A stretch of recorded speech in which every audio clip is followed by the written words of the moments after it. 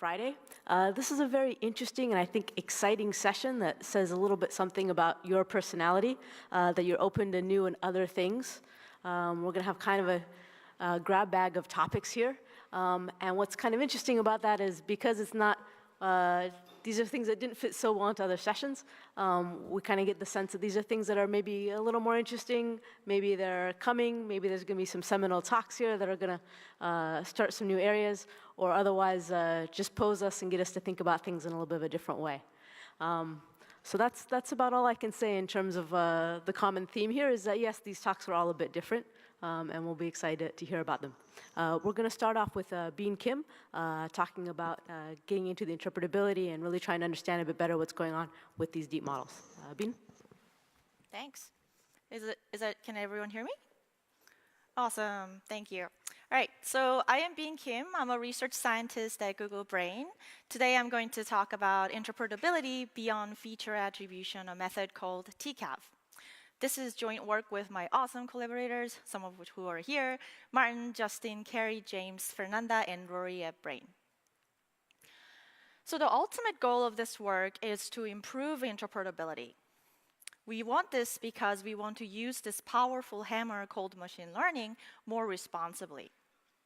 And that means to ensure that the model is respecting the values that we care, like fairness, and the model can reflect human domain experts' knowledge when we need it. There are many different ways to improve interpretability, but this paper focuses on one particular problem: post-training explanation. You have a model, you trained it, you want to explain why the prediction happened in the way it did without changing your model or retraining the model. So for instance, you have an image network, takes an image, predicts if there was a cache machine in this picture or not. Why was this picture predicted as cache machine? So one of the most popular explanation methods for image-based network is called saliency map, which assigns a number, an importance measure for each and every input feature, in this case, pixels. And most of the saliency map uses this first-order derivative that takes the logic layer, the probability of cache machine, and takes a derivative with respect to each pixel. And that intuitively means that if I change this pixel a little bit, how much would the probability of cache machine change? If it changes a lot, it's an important pixel. If it doesn't, it's not an important pixel. So that makes sense when you look at this map results. It looks like there are some important pixels where the cache machine is. But here's another picture. Again, cache machine, but it was predicted as sliding door. And I want to know, why was the first one correctly predicted and second one didn't? As I stare more at this saliency map on the first one, I realized that, oh, there are some important pixels assigned on the human standing in front of the machine. So then I wonder, well, maybe human concept mattered. Maybe the fact that they had a human in front of the machine, that contributed somehow. Second one, this person is holding a piece of paper. Maybe that mattered. If so, if these concepts mattered at all, I want to know which one mattered more, and whether that was true across many cache machine pictures in this network or just this one. The problem is that you can't express this high-level concept, humans or papers, in pixels, especially if you want to test this across many cache machine pictures. You would have been able to answer this question also if you had an input feature called human or paper, but you didn't. I just came up with this concept, and the whole point of this problem is to provide explanation without retraining the network. Would it be great if we can have a quantitative measure of these concepts on user-customized concepts, the things that I just came up with, users' hypotheses as they investigate this already trained network? So this work is about providing that quantitative importance measure on user-specified concepts, like gender or race, even if the concept was not part of training. So let me be a little more concrete. Let's say you have a network, takes a picture, and predicts whether the picture has a doctor or not. Now, I want to know whether the gender concept mattered in this classification. TCAV is like a microscope that gets attached to the network and returns a number between 0 and 1 to quantitatively measure how important not a woman concept was like in this graph, in this network. And it provides that quantitative measure if and only if the network had learned about this concept. And I'll talk a little bit about how we can tell that. The running example for this entire talk, instead of doctor images, we're going to use zebra. And our question is whether the striped concept was important for predicting zebra. So first and foremost question you may ask is, well, you talk about this concept, how do you express the concept? Well, we do it in the simplest possible thing, which is expressing this concept as a vector.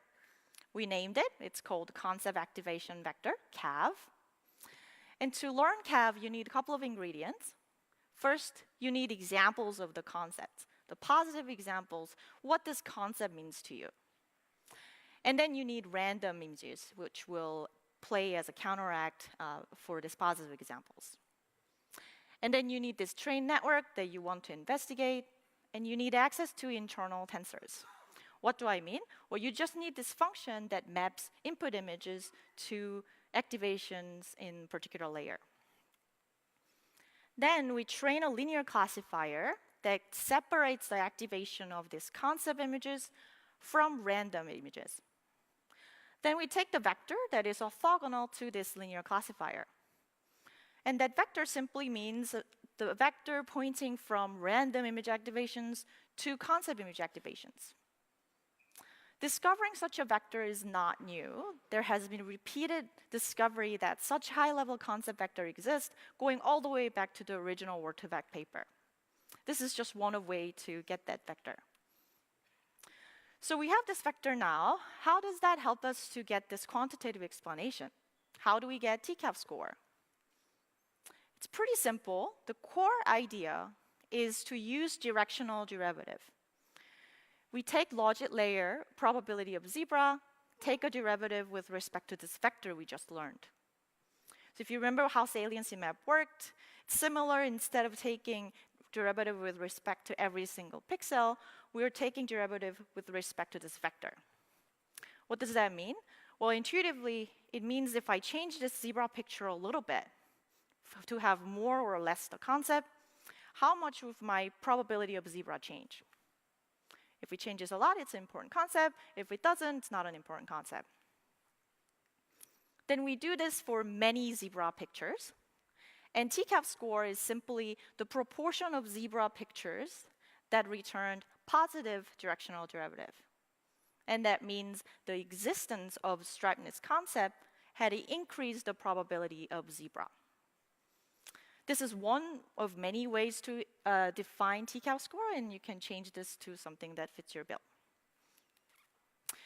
So that's it. We have a vector. We take directional derivative using this vector. Last important question is, how do we know this vector we learned is legit? There are multiple ways to do this, qualitative and quantitative. I'll talk a little bit about how to validate this quantitatively. Why do we worry? Well, because this vector lives in a high-dimensional space. This is one of the layers. So we want to make sure that this vector didn't accidentally return high sensitivity. There are lots of different ways to do this again. Here's how we do it. Remember when we learned CAV, we got the activation of concept images and random images. Now, these are random images, so we can put anything we want. And we do that many, many times, from which each of which will return a CAV, and each CAV will return a TCAV score for this class that we're interested in. And we can view these samples, we can view these as a sample from a distribution. And it might look like this if it consistently says stripedness concept was important. Then we compare that to a TCAV scores from random CAV. The CAV learned from random images and random images. Only if the mean of the distributions of these two distributions are statistically different, we say, we're going to use this CAV. So all the results that you're going to see today are the ones who passed this test. So to recap, pretty simple method. You have a vector, you take the directional derivative, you aggregate them, you have a TCAV score, and you validate the CAV you just learned. Why is this interesting? Well, because you don't have to go back to your training data and tag your training data with the concept that you're interested in to get this explanation. So for instance, the doctor image network that we just talked about, you don't have to go back to doctor images and tag them woman and men. Instead, you can use someone else's data set that's been already tagged as gender or race. You can also use the concept that you didn't think about at the training time. Didn't have to be in the input feature. So I'll show you some of the results, starting with sanity check experiment.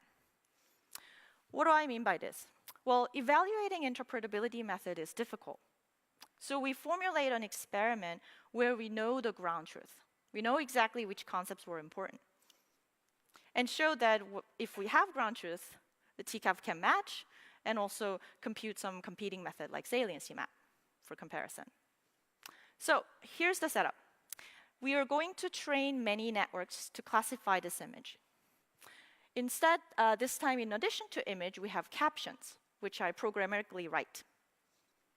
Why is this helpful? Well, we have control over two concepts, image or caption. The network can choose to use image or the caption to classify this image. We create 4 training data sets with different level of noise of the caption. What do I mean? Well, 0% noisy means that whenever there was a cap in the image, we wrote cap. 30% noisy means every time we flip a coin, and sometimes we're going to write something random, like tiger. The 4 different noises to encourage networks to look at different things. How is this helpful? Well, when we give an image without the caption, the network will perform well only if it used the image concept for classification. So for instance, if we gave 100% noisy caption, the caption had nothing to do with the image, then the network would do still well when we give an image without a caption because it learned to use the image concept. And this graph, test accuracy, can provide us, we can use it as a proxy for how important the image concept was. And here's our results with TCAV, 2 classes, cap and cucumber. And it turns out that throughout any level of noise, for cap class, it always looked at the image. And you can see the green curve, TCAV image score, image concept score, matches with the blue curve. Blue curve, the test accuracy with no caption image. Story was a little different in the cucumber case. Interestingly, when we give it a perfect caption, 0% noisy, the network decided to look at the caption. And this accuracy looks kind of high, but we have 3 classes, so 33% is random, so this accuracy is actually close to random. And you can see the green curve, image concept, TCAV score is closely following the accuracy of the ground truth. So that's cool, but maybe this experiment was just simple. Maybe saliency map can do this too. So let's look at it. Each row represents the network trained on different noise data set. Each row, 4 different rows, I'm showing you 4 different saliency map methods, one of which is actually happens to be my own. And remember, the cap class, the ground truth was image. It only cared about the images. But when we give an image with caption, saliency map looks like it's looking at the caption. Here, there, it looks like it's highlighting the caption area, although it didn't pay attention to caption. Maybe this is one-off example. Maybe I cherry-picked this example. So we ran Turker's experiment. We hired 50 Turkers and asked them to judge which concept was more important, they think, given the image and the saliency map. And we also asked them how confident they are in their answers. The result is really interesting. So because there are 2 concepts, random is 50. Humans did 52%, so it's basically random. And a lot of times, they couldn't agree with each other. Half of the Turkers said, oh, images. Half of the Turkers said, oh, captions. And when they did agree here, they agreed on the wrong thing. They said, oh, it's definitely captions, where we know that cap class always looked at the images. In the contrast, TCAV can match the ground truth by showing, yep, image concept was important. more importantly, in my view, humans are very confident when they're wrong. And this is not something new. It has a name. It's called confirmation bias. When we give an evidence to a human brains are very happy to just pick out the evidence that already aligns with their belief. And this suggests that if an explanation method has qualitative aspect to it, there's some subjectivity, then we need to use it with great caution. So second result is revealing some biases in two widely used networks, Inception v3 and GoogleNet. We tested many different sets of concepts. We tested colors for fire engine, race for ping pong ball, and objects for dumbbell class. Now, when we test color concept, fire engine, the red comes out high, which makes sense only if you live in an area where fire engines are red. Some area in the world, like Australia, some parts in Australia, apparently fire engines are yellow, and there's a really good reason why. So this is actually showing you the geographical bias in your model. We also quantitatively now can validate what has been previously qualitative discoveries. So, for instance, having East Asian face is important for ping pong prediction. And if you remember the first Deep Dream blog post where they discovered this neuron that looks like a muscular arm, they made this qualitative discovery, but with TCAV, now you can quantitatively validate, yeah, that hypothesis was correct. The arms were important in predicting dumbbell. And this brings us back to the goal that we set out to achieve, which is to help us understand that the model is reflecting the values that we care, such as fairness. And this result shows that TCAV might be able to help. Last results is medical application. We applied TCAV for diabetic retinopathy. Diabetic retinopathy, or DR, is a treatable but sight-threatening disease.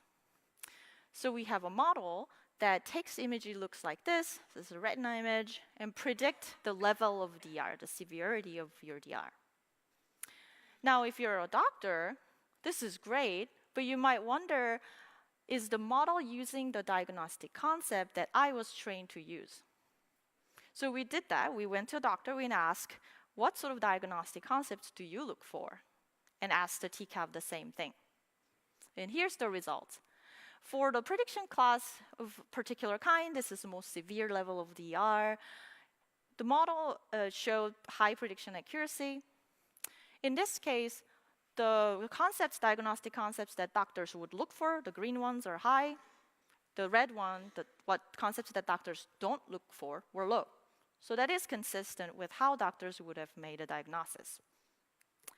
Story was a little different when we have mediocre prediction accuracy, like DR level 1. It turns out that the concept HMA, which is the type of hemorrhage in your blood vessel, is a concept that doctors don't look for, but does appear. And further digging showed us that this HMA concept appears a lot in another class that this class is often confused with. So that shows that this model might be using something that is inconsistent with how human doctors would have made a decision. And this brings us to the second point, the ultimate goal that we started off to trying to achieve, is to ensure that machine learning model is reflecting human domain expertise when we need it. Perhaps helpful for applications with high stake. So that's it. The method is called TCAV, testing with concept activation vectors. It can provide quantitative measure of importance of a concept that user chose on the fly after training. And if you'd like to play with it, here's the code. Thank you.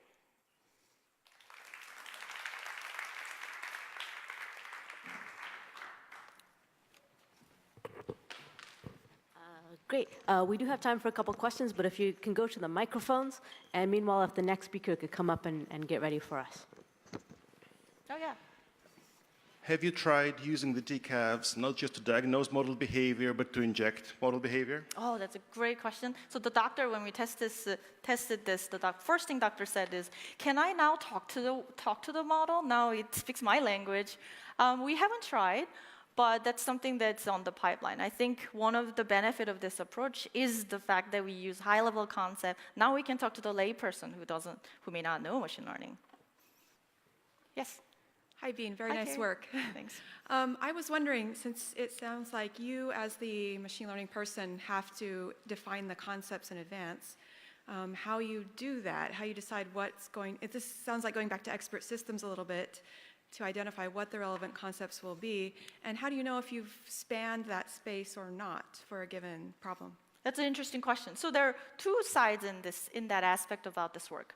One is that we actually see that as the positive side of this work. The user can come up with their own concept that matters to them, like the doctor case. I, the machine learning person, would have never known what HMA is. But doctors provided us what is important to them, and that is a strong aspect that we can customize the explanation for the domain experts in the way that they want. But if you don't have the concept, then you can use something, lots of data set out there that is already labeled. So for instance, the gender, race, and other color data set, we just grabbed the ImageNet label data set and used it. So you can do that. And once they're going farther, you can even use maybe dictionary of concepts and get the distribution of the TCAF score of many, many concepts using already labeled data. Lots of possibilities. Thanks. Yes? Actually, unfortunately, we're going to have to move on. But thank you. That was really fun, a lot of new ideas. And we're going to move on to some other new ideas with Georg here. I'll let him introduce himself. Yeah, thank you very much. Hello. I'm Georg Mortius from the Max Planck Institute for Intelligent Systems in Germany. I will speak about learning equations for extrapolation and control. This is joint work with Shubham Sahu and Christoph Lampert. And I would like to start the talk with the following comic strip. A car drives on a bridge with a sign load limit 10 tons, and the kid asks, how do they know the load limit on the bridge, Dad? They drive bigger and bigger trucks over the bridge until it breaks. Then they weigh the last truck and rebuild the bridge. Oh, I should have guessed. Well, obviously, it sounds quite ridiculous, but in like reinforcement learning, for instance, we at the moment actually have to exactly do that, right? Because our models have no idea how to what happens if on the domains which we haven't seen. So what we really would like to do is we would really like to extrapolate to things we haven't seen yet, to unseen domains, and this is in particular important for model learning, but also for other domains. And we want to do this by identifying the underlying equations from observed data. So this would be more like the natural science way. You have some data and you really try to figure out what's going on. And once you have this, you have a good chance to extrapolate to some unseen domains. We want to use it for efficiently controlling a robot and to get interpretable models. So how do we do this? We propose a differentiable architecture for equation learning. It's a classical regression type of task. So we have data x and y, labels y, and they are connected by some function and maybe corrupted with some additive noise. And the architecture that we are using is a kind of standard feed-forward network type, but the activation units are not like rectlin or sigmoid units, but they are actually identity and sine, cosine, pairwise multiplication, and also some division units. So our model class are stacked or concatenated functions of this type, sines inside of multiplications and so on, divisions. Okay, so, well, how do we train this? Well, it's kind of a regression task, so we do simple L2 loss on the output. But that's not going to be enough, right? We'll find any kind of equation that matches the data. So in order to extrapolate, we really have to find the right equation. And this is most likely given by the Occam's razor principle. The most simple formula is most likely the right one. So how do we get a simple formula? Well, we can do some sparsity regularization, for instance, some L1 regularization that is approaching L0. And we have in the training also to do a couple of other tricks to get, for instance, a hold of the problems when you differentiate through division units which have poles at 1/0 and so on. So for this, check the paper. Now let's give you a very short idea how this regularization works. So if you would do L2 regularization on the weight, so we have L2 loss. The orange line would be all the parameters that fit to the data, and this is our prior, sort of the isolines of the L2 regularization, then we would find this green point here, which would be some compromise. Instead, if you use L1, then the isolines are these rectangles here, and the point that we find is most likely lying on the coordinate axis, so many of the parameters are 0. But still, we have a problem that we are off. We have a trade-off between our optimal solution and our L1 regularization. So what we do simply is, after the convergence, we clamp all the small weights to 0, and then let the thing convert to the true solution. So this is what we call fixed L0 regularization. So in a way, we start with L1 and then go to this fixed L0, and then we get a sparse solution without any trade-off. Okay, but this is still not the end of it, because maybe we have regularized too much. Then we found a formula that is just too simple and just not explain it. So we really have to strive for a simple but still good formula. And so this kind of dual multi-objective we can visualize in the following way. So each dot in this plot here is one of the trained networks, and we can look at its sparsity, so how many units are actually active, and its performance on a validation set. And the color code here is the extrapolation error, which we of course don't know, but it's good for our visualization. And the thing that we are doing is simply picking the model that is both good and sparse. So we simply take the L2 norm in the normalized space. Okay, so let's see how that works. So let's assume we have a simple, or this kind of formula, not too simple, 4 input variables x1 to x4, and they are connected somehow. And we add some noise to this, and then we do the following. We train the model in a restricted domain from -1 to 1. And here, all the models, here now we compare only to the multilayer perceptron, to a normal network. But pretty much everything can do the interpolation. But when we, after the training, check what happens outside, then we see that here we can nicely extrapolate. So this dashed line is a system, and the blue line is our model. And the other interesting thing is we can actually look at the network and look at the remaining units and look at the graph, and we can really find out what equation it learned. And if you look here, you really find that it does multiplication of x2 and x3 and x4, and it has 2 pi here and recovered everything. We can also check a simple case for the, let's say, a simple division unit.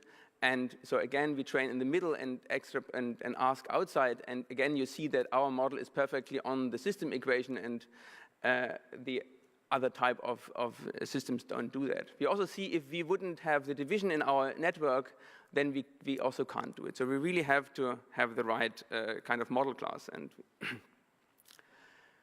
okay, so let's see whether this also works for a little bit more complicated formula. So this is the dynamics equation for, or one of the dynamics equations for a card pendulum system. So this looks already quite messy. And then we can do the same thing. We sample data simply from this equation for the moment and look how that works. So we get data from -1 to 1. Here, again, all the methods are fine. As soon as we go outside, we really see that most of the other methods are far off, and only the blue line is rather close to the dashed line. Okay, well, now let's see whether this is really useful in practice. So let's say we have the robot like a card pendulum system, and we want it to swing up. We have no idea about the system at the beginning. And so what we do is we do a couple of random movements where the pendulum is maybe not even swinging up. Then we go and employ our equation learning framework. And with this, we have now forward dynamics, and we can do model predictive control, like with random shooting, to control this robot. Okay, so let me show you the video. Oh, this was too fast, sorry.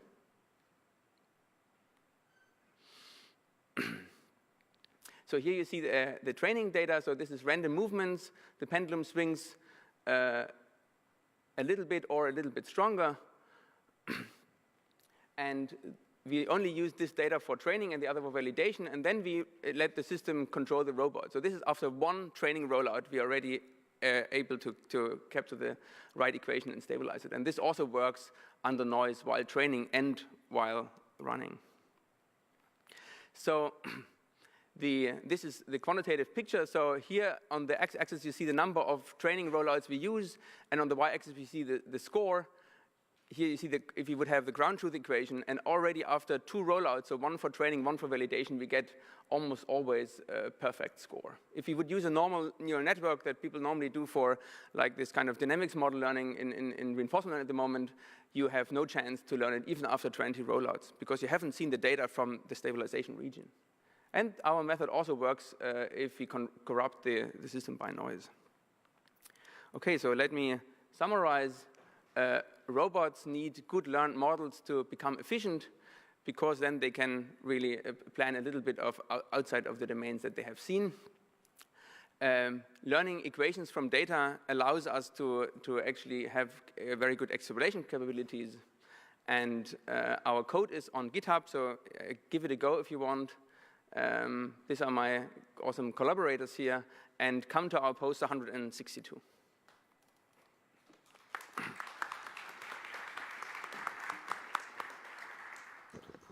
Great, let's have the author of PD, Annette, come up and we'll take a question while they're getting set up.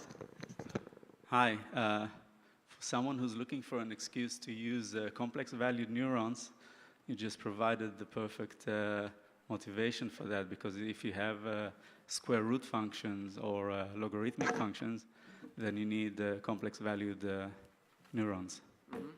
So excellent, thanks. Thanks for the comment, yeah.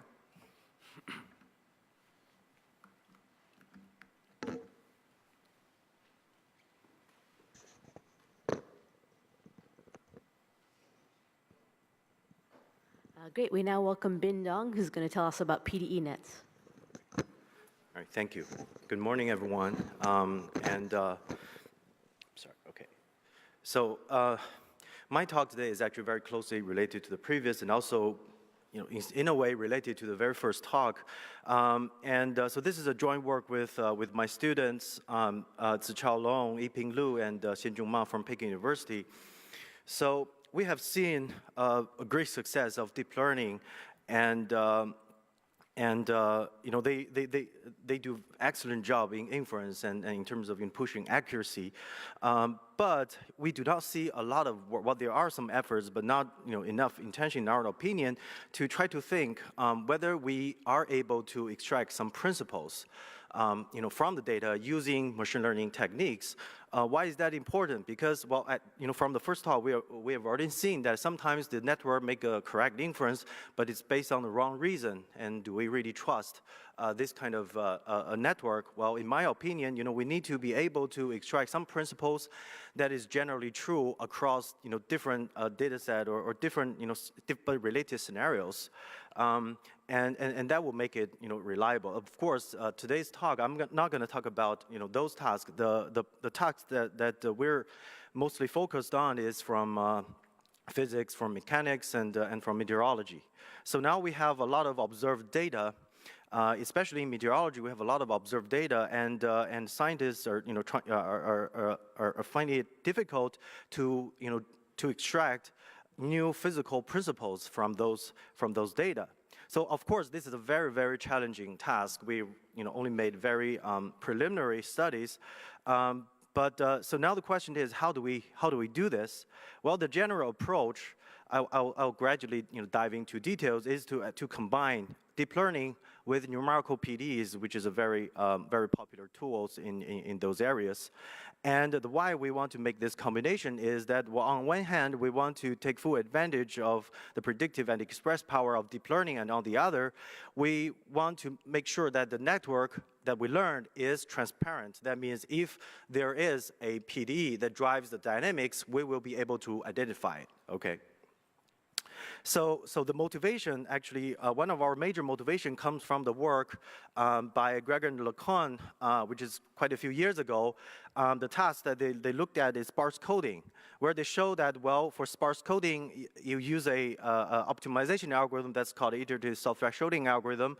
If you unroll it, and you're going to have a feed-forward network, and as long as you have a lot of X and a lot of Zs, that's being computed using some, optimization algorithms, then you can actually do an end-to-end training. Well, the benefit of it is that you can significantly reduce the optimization time, the computation time for sparse coding.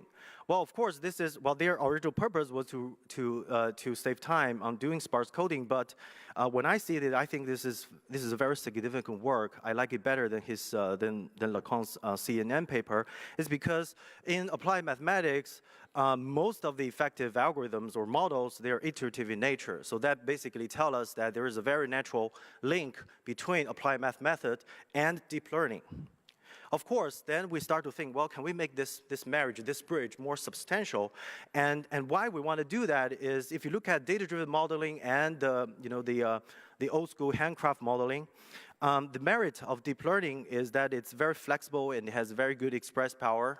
And the merit of models from applied mathematics is that it's transparent, it's explainable, and sometimes you can sort of predict what's going to happen before you even implement it.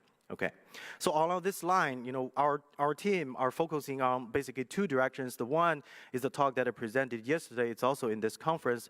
Is can we provide a guidance to deep architecture design? And the topic I'm going to talk about now is can we really use this combination? Can we really handle more challenging tasks? Okay, so now let's go back to the original problem, assuming that you have a lot of observed dynamics, and assuming that there is a PD model, but it's very general, that approximates this, that drives its dynamics, but there always been something else. But let's just assume that a major part of it is driven by this general, high order evolution PDs. Can we actually build up a deep network architecture so that we can do accurate prediction at the same time it has transparency that we will be able to uncover the PDs if there is one, okay? So when you build this architecture, it looks awfully like a ResNet. Well, it's very natural if you discretize the time using forward Euler, and then you try to use finite difference to discretize this differential operators that will give you this network architecture where this bypasses comes from the forward Euler discretization, and all of these are convolution operators where the kernels, the filters, or the finite difference schemes are actually learned. And after you do all of these convolutions, and you do a point-wise neural network, and that will make you to be able to approximate this unknown response function f. Okay, so the architecture is very natural from numerical PD, and this looks like a ResNet. And of course, if you want to make sure that you can do a very stable prediction for a longer time, then when you train it, you need to stack them into multiple layers. I'm going to show you later on that how this actually helps. Okay. All right, but of course, if you want to have transparency, that's not enough. You need to properly constrain on the filters. So this idea comes from our earlier work. It's a theoretical study that bridges PDs with wavelets, and we introduced a concept called moment matrix where we can actually put constraints, but it's not the full constraint, it's partial constraint on the filters so that we will be able to identify the equation when there is one. So we tested on two types of equations. One is convection diffusion, and the other one is diffusion with the nonlinear sources, and we randomly generate initial guesses and added noise, just trying to, it's a proof of concept. Because there is a PD, and we want to make sure that the model can recover it. Okay, so first of all, if you look at it, that if you have a 7 by sine filters in terms of 5 by 5, the prediction it looks a lot better. Okay, the horizontal axis is the prediction in delta t's, and the vertical line is the error. And you can see that by learning the orange is learning the filters, and the blue one is without learning the filters at all. This shows that in terms of predictive power, you need to really learn the differential operators. Okay. And these are how the dynamics look like.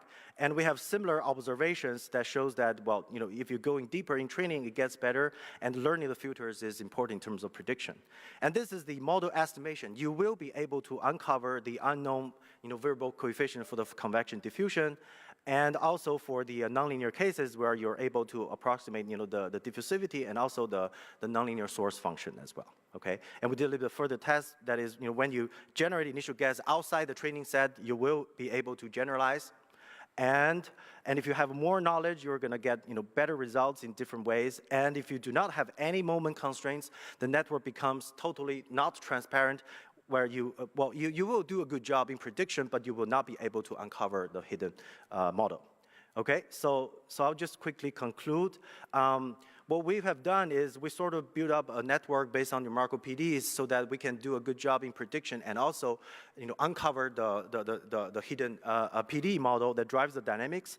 And there are a lot of future directions that that we want to explore.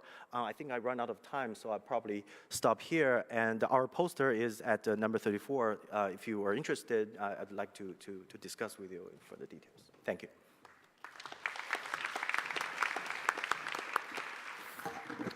Great to see that work. We're going to move forward due to time, but thank you.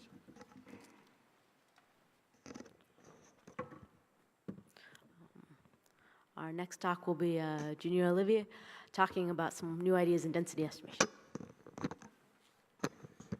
Hi, everyone. I'm Junior Oliva, very recently of UNC Chapel Hill, and this is work done alongside my collaborators at Carnegie Mellon University. And today I'll be talking about transformation autoregressive networks for a little task that I like to call density estimation. That is, from a sample set, picking out the underlying density that generated the sample set. And the way that we're going to do this is with neural networks, where we're going to feed in the points to a neural network to get back our PDF value. And previous work has used two roughly disjoint approaches to doing density estimation, the first of which is using flexible transformations where we can renormalize the PDF in the transform space to get the PDF in the original space. And this is true in general, but what previous work has done is to assume that in the transform space, the covariates are coming from a very simple distribution, such as independent standard Gaussians. And the other approach is to use autoregressive conditionals, where here we're going to factor the density according to the chain rule, which is again true in general. But this line of work has assumed that we can model the factors of the chain rule using a parametric but still flexible autoregressive model. And here in this work, we're going to leverage both of these approaches.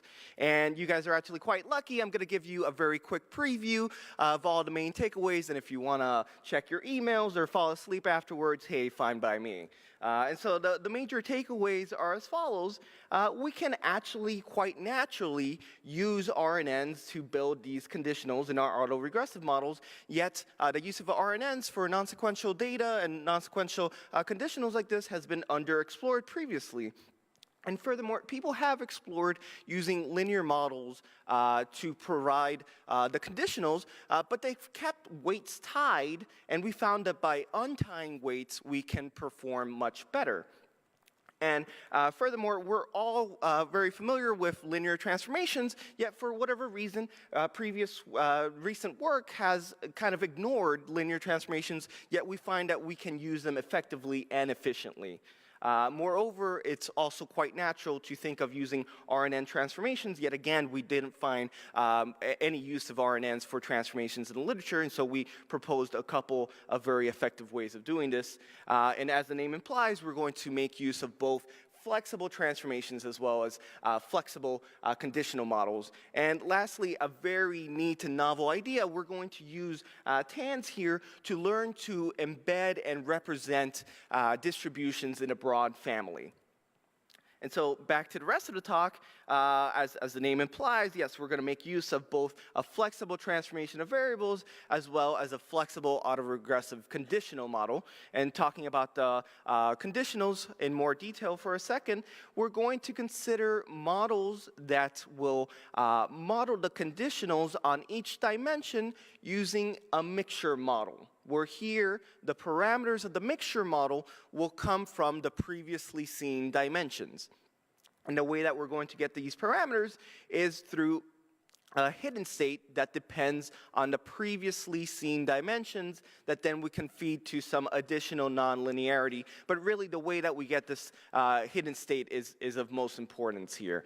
And we propose using an RNN, which again I think is quite natural, and the way that this would work is that we would start out with some initial hidden state which would determine the marginal of the first dimension, then we would update that hidden state once we observed the first dimension. That would give us the second conditional. We would update the hidden state. That would give us the conditional for the third dimension, and so on and so forth. And again, this is quite natural, but for non-sequential general data, RNNs for conditionals hadn't really been explored before, yet we found that they were quite effective.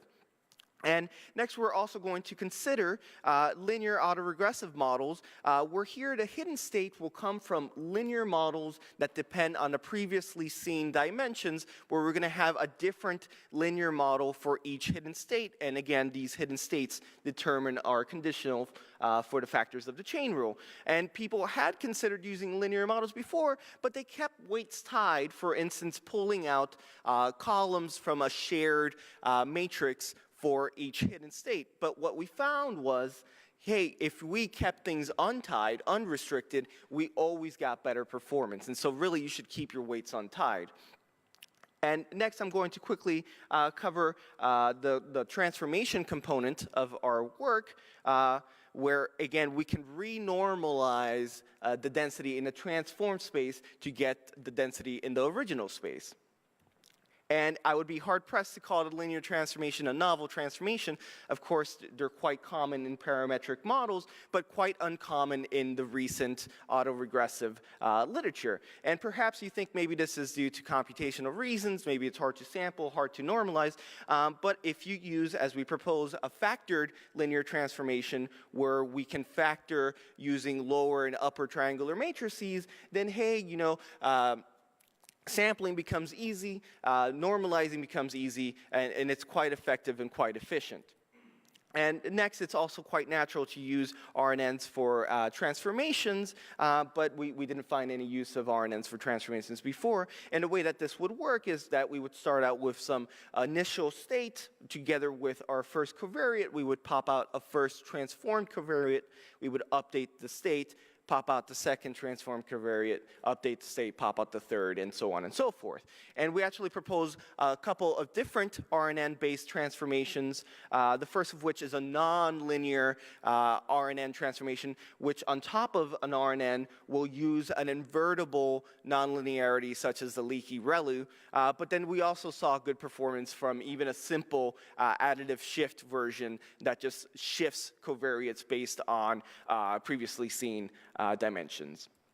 And of course, we can also stack different transformations together. We can start out with some initial linear transformation and pass that transformed covariates to a forward pass of an RNN transformation, which then we could pass to another backwards pass of a different RNN transformation to get bidirectional dependencies, for instance. And again, just to drive the point home, as the name implies, we're going to use both flexible transformations and autoregressive conditionals here. So we're using the transformations variables together with the conditionals, and we can train things end-to-end by just training on log likelihood, which is very easy to do. And we saw much better performance than previous work, and in fact, when compared to concurrent work that's being presented as well here at ICML, we see better or comparable performance across the board. And finally, I want to touch on a very kind of unique and novel idea, which is to use TANs and density estimation to learn how to represent distributions in some broad parametric family. And so suppose that we have the family of distributions for 3D point clouds of planes.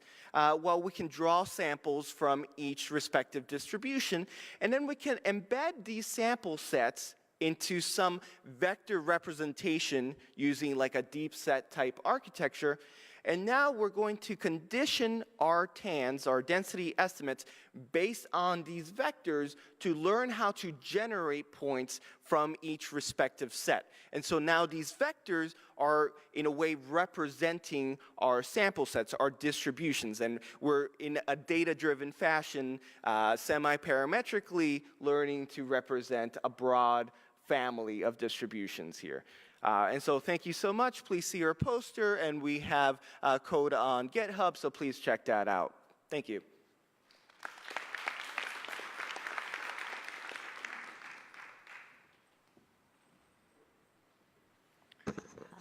Great. We can take a question at the microphones while the next speaker comes up.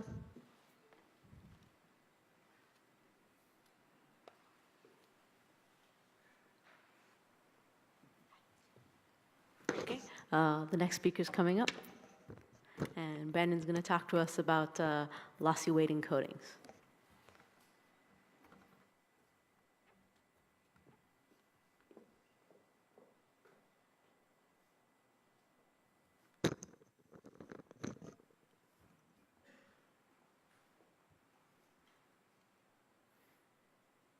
Great, so good morning everyone. My name's Brandon. I recently received my PhD from Harvard. I started working at Facebook on Monday, and I'll be on the academic job market this fall. Today I'm going to talk about how we can use probabilistic data structures, specifically a Bloomier filter, to compress weights by up to 496x without loss of accuracy. DNNs have already begun to transition from executing inferences on the cloud to the edge. Edge, or local execution, has the benefit of improved availability and response time, while also reducing communication costs. A typical workflow is to train models in a data center, transmit trained weights over a network, and then use them on edge devices to make inferences on new inputs. Accelerating the computations associated with training and inference has already received a lot of attention, and today many solutions exist. In the data center, we have things like the DGX and the TPU, and on the mobile side, companies including Apple, Google, and Qualcomm have special hardware or software solutions available today. What's received less attention are the networking costs associated with transmitting the trained models. And these models can get quite large, in the extreme case, up to around 500 megabytes. And the problem gets worse if we consider emerging markets. Here, 2G networks are still prominent, and it's estimated that there will be around 1 billion users still in 2020. Now, 2G is slow. It takes about 30 minutes to download 20 megabytes of data. Moreover, the connections are quite brittle, frequently drop out, which can potentially force the download to restart. To enable ubiquitous deep learning, we need model compression. And let's begin by understanding how we can first manipulate the network to make it most amenable to encoding and compression. These are known techniques and commonly used in weight compression pipelines. First, we prune the weights to skew the distribution by setting most of the weight values to 0. Using a simple method like magnitude-based threshold pruning, we can remove up to 97% of all the weights. And if we use more advanced techniques like dynamic network surgery, we can actually get sparsity up to 99.3%, which is really good. Next, we want to minimize the number of bits needed to represent each weight with data type quantization. The most common solution here is to use fixed point quantization, as 32-bit floating point is known to be overkill. However, for compression, we actually found that by clustering the weight values, that's actually more effective than fixed point, as we typically only need 2 to 4 bits to represent each weight, which is really good. Now, pruning and quantization alone don't actually save much space, and the only immediate benefit that you realize is from quantization.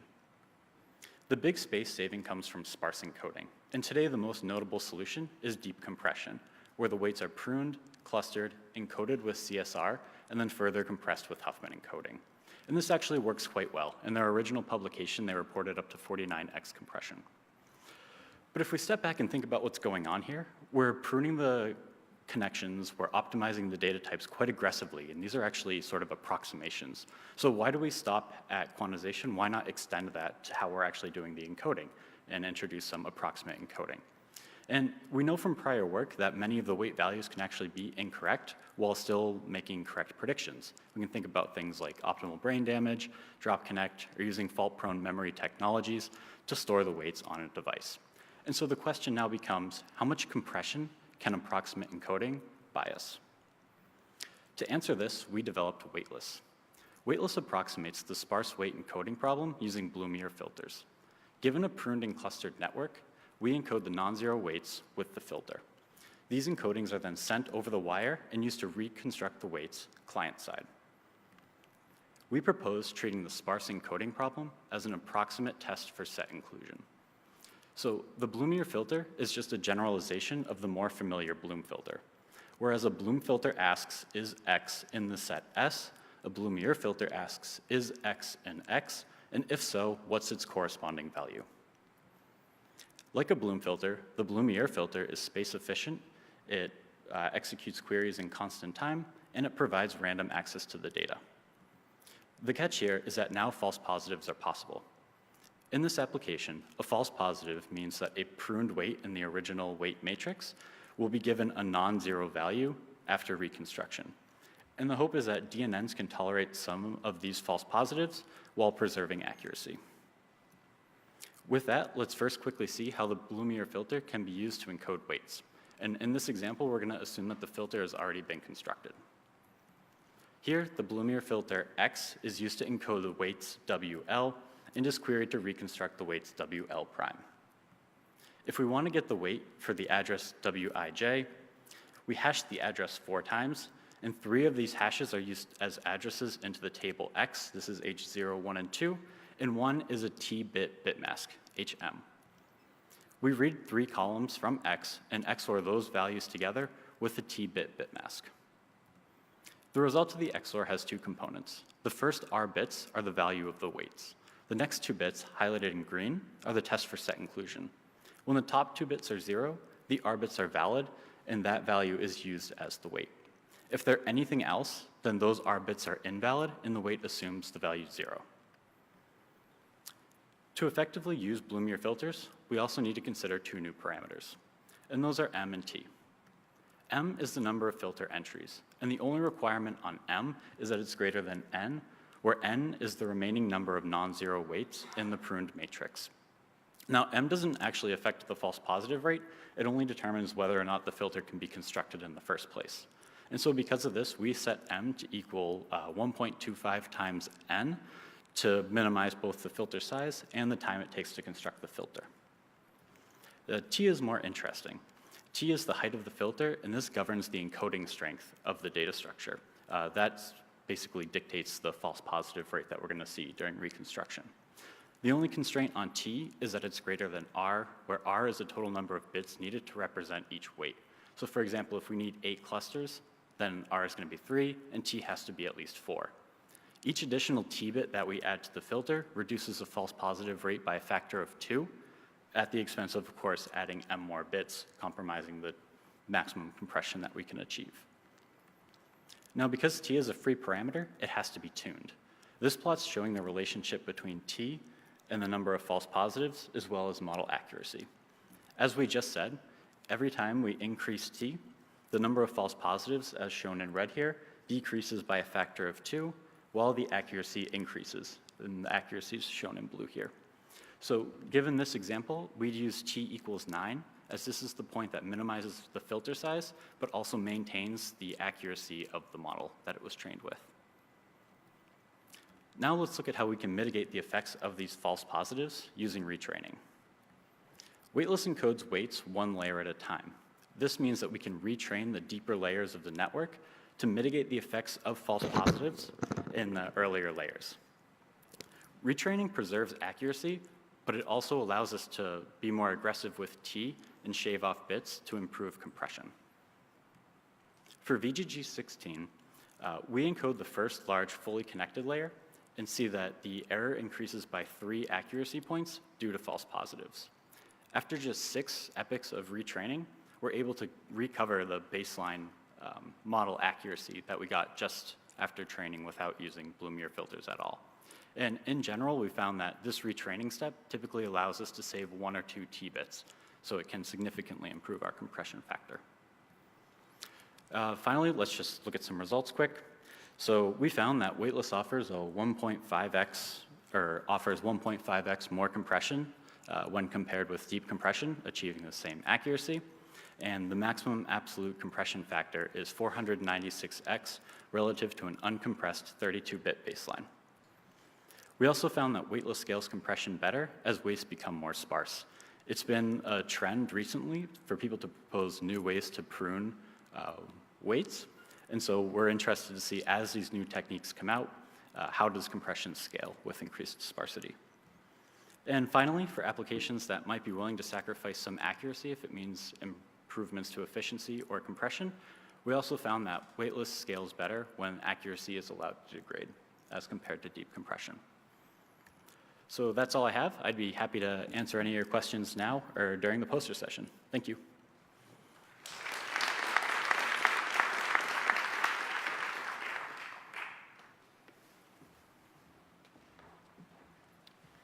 Great. Could we have questions come to the microphones?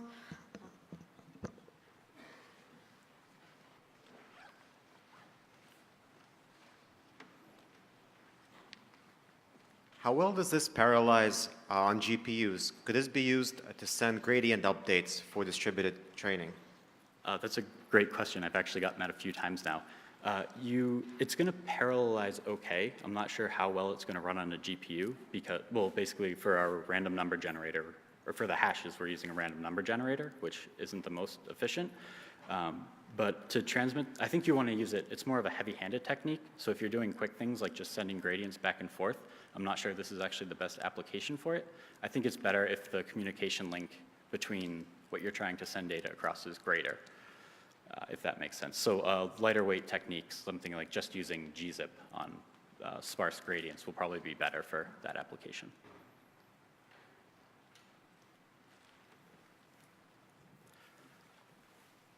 Okay, great. We're out of time, and I'd like to send everyone off to the coffee break, so go forth and get yourself some caffeine.